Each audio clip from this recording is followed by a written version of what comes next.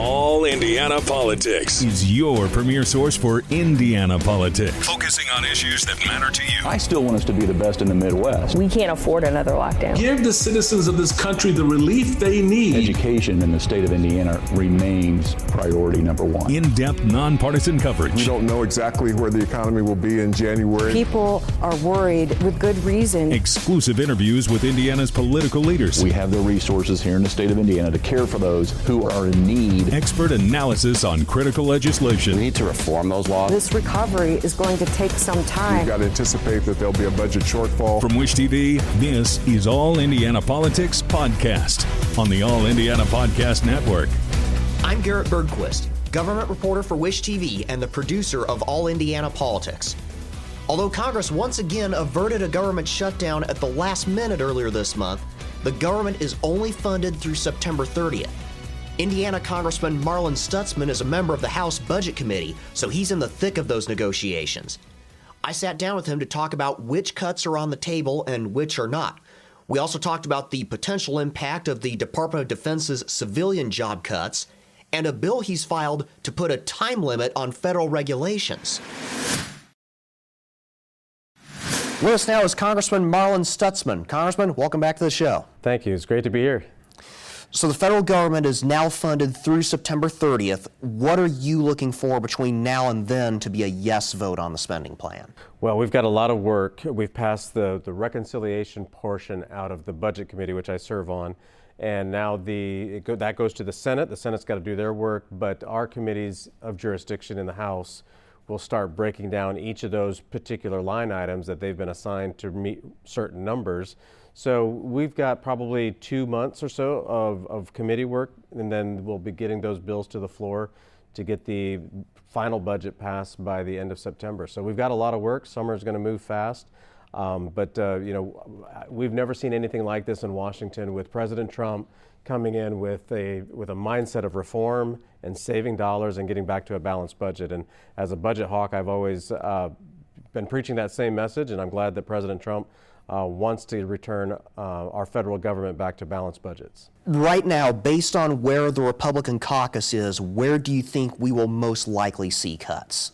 Well, I think it's going to be a lot of the waste, fraud, and abuse that we are seeing from the DOGE team and the work that Elon Musk is doing, which we've never seen anything like this. And it's gone back all the way to President Obama. He used to talk about the campaign to eliminate waste, and to actually have a team focused strictly on when the funding goes out, where is it going, and to have that information not only for us as members of Congress, but also to the American people, is a huge advantage. It's information that we haven't been able to get our hands on before, and now that we're seeing funding going to Afghanistan for programs at DEI, or to a Sesame Street program in Iraq for $20 million. Just think what $20 million could do right here in a town in Indiana. It would make a huge impact.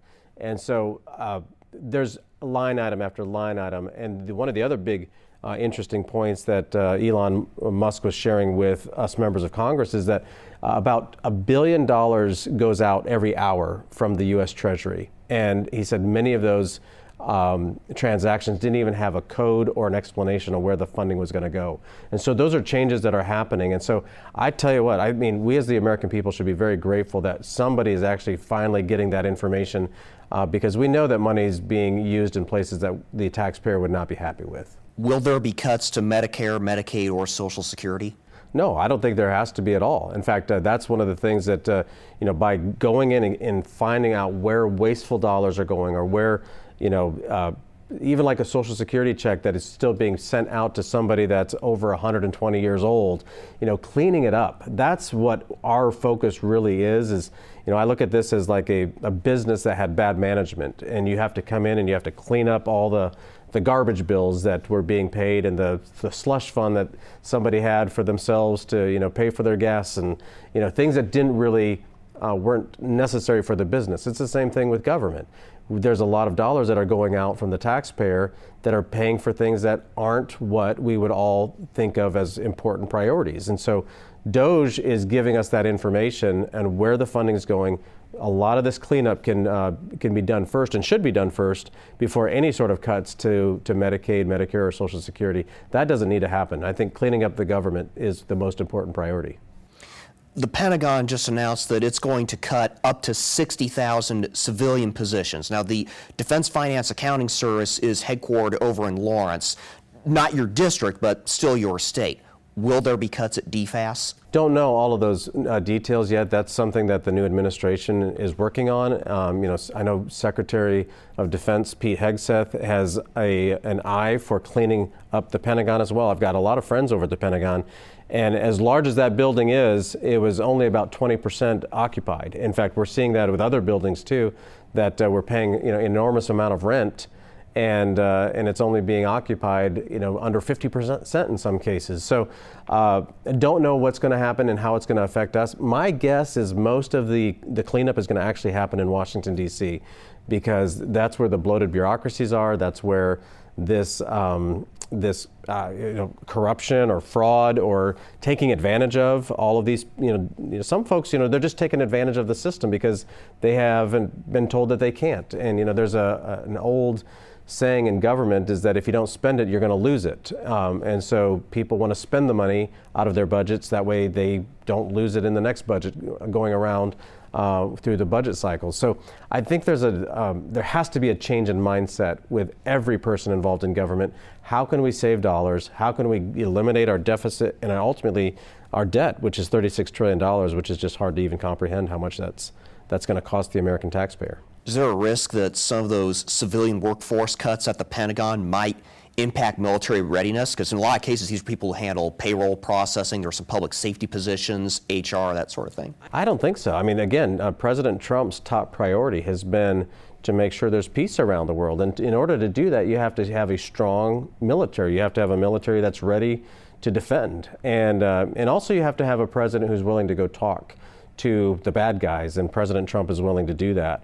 And so we have the greatest military force in the world. Our men and women that are ready to defend our nation are well equipped, but we've also lagged behind just simply because of this malaise that's happened over time, where people aren't thinking, how can we be most efficient with tax dollars? How can we make sure that each program we're getting the best value for the amount of dollars that are being spent? And so it really has to be a mindset where we can't think about being taking advantage of the taxpayer, but how do we best use each taxpayer dollar to the best of our ability?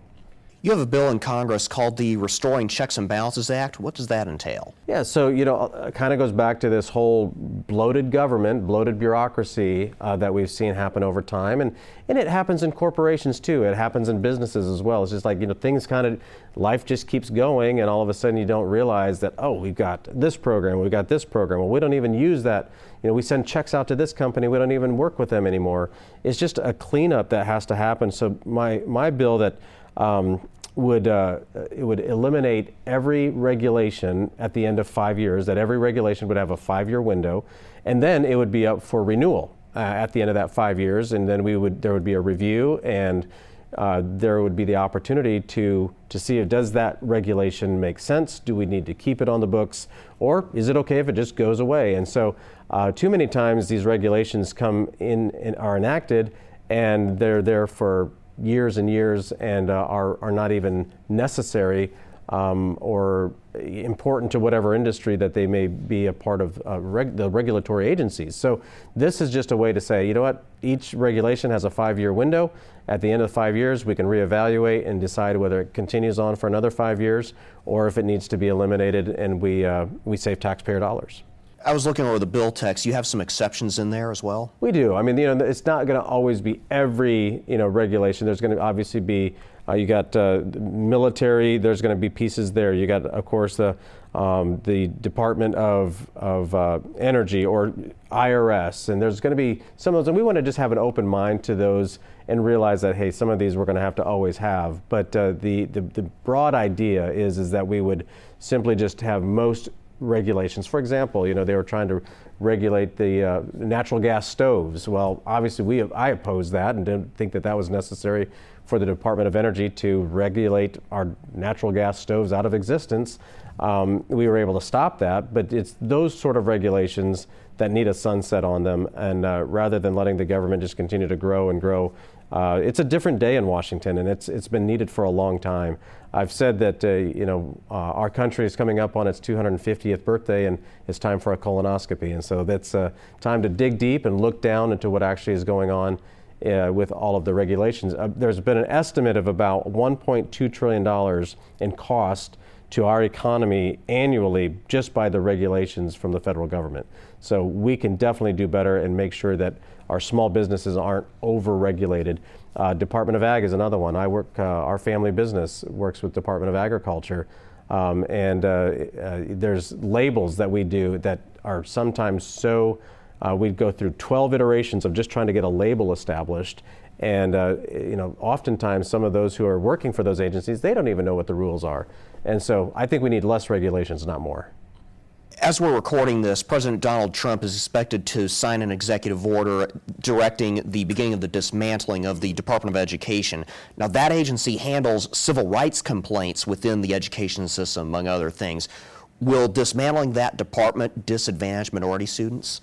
No, absolutely not. In fact, a lot of times, and this is what's I think important for all of us as Americans, is where are we best served from our government? And so, we've got, of course, local government, we've got school boards, we've got state government, and of course the federal government. I think we're much better served by a local and state controlled agency rather than a federal government. And also, why should Indiana be put in a disadvantage because New York or California has more of a voice or a louder voice in Washington? We should make sure that we control our own destiny. And we're seeing states like California and Illinois that are going bankrupt. That's not the type of leadership that is good for the entire country. It's the states like Indiana where we're conservative and we are making sure that we have a balanced budget and we have a responsive state government. I think Governor Braun's doing a remarkable job making sure that we are always going to be there for people's complaints and issues. I mean, we deal with those complaints in our office, and we want to be helpful wherever we can because we don't want people that are disadvantaged not to have a voice. In fact, we actually make sure that we're very available and accessible, and I think that's more important, to be accessible across the country rather than just a big, concrete building in Washington, D.C. Do you plan to push for eliminating the department as part of the budget negotiations we talked about earlier? I don't know what Speaker Johnson and the leadership, what their plans are. This is new news with the president signing an executive order to dissolve the Department of Education. We, as conservatives, have talked about that for a long time, always believing that the states are better, we're all better served with the states managing our education system rather than Washington trying to do a one-size-fits-all. But I anticipate that we will try to codify that. That way the executive order can't be changed by a future president. Congressman Marlin Stutzman, thank you for joining us. Thank you. That was Republican Congressman Marlin Stutzman, who represents Northeast Indiana. Remember, you can watch All Indiana Politics every Sunday morning at 9:30, only on Wish TV. I'm Garrett Bergquist. Thanks for listening. From Wish TV, this is All Indiana Politics Podcast on the All Indiana Podcast Network. Watch All Indiana Politics live Sunday mornings at 9:30 on Wish TV and at wishtv.com. Subscribe to this podcast and listen weekly here on the All Indiana Podcast Network. And be sure to discover even more great podcasts at allindianapodcastnetwork.com.